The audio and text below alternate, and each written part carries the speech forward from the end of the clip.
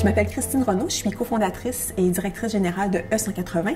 Et E180 crée des produits de jumelage pour connecter des gens aux intérêts similaires qui veulent aller prendre un café pour apprendre les uns des autres.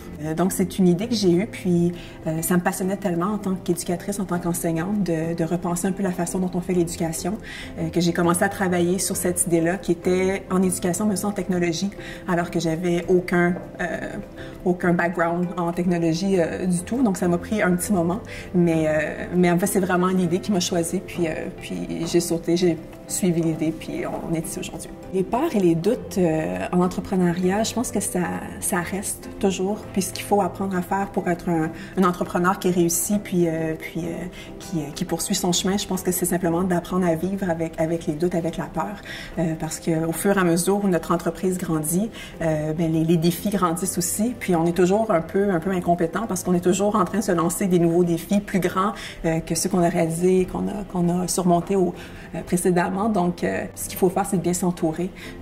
C'est peut-être un peu un cliché, mais de s'entourer de gens qui connaissent des réponses que nous, on n'a pas. Donc, les principaux freins que j'ai rencontrés en tant qu'entrepreneur, je pense qu'ils sont liés au fait qu'on est une entreprise sociale en éducation, en technologie. Donc, on est un peu toujours un animal bizarre dans chacun des cercles dans lesquels on se trouve. Si j'avais su ce qui m'attendait, je ne sais pas si je l'aurais fait parce que c'est pas toujours facile. Puis c'est beaucoup de travail, définitivement, d'entrepreneur, mais je ne changerais pas ma place pour tout l'or du monde. Donc, ce que je dirais en fait, c'est de ne pas penser à ce qui s'en vient dans 4 ans quand on veut se lancer en tant qu'entrepreneur, de penser aux défis qu'on va avoir à surmonter dans 2 ans, même dans 1 an, de commencer petit. Je parle souvent de prototypes quand j'enseigne l'entrepreneuriat, donc de commencer avec la plus simple expression de votre idée.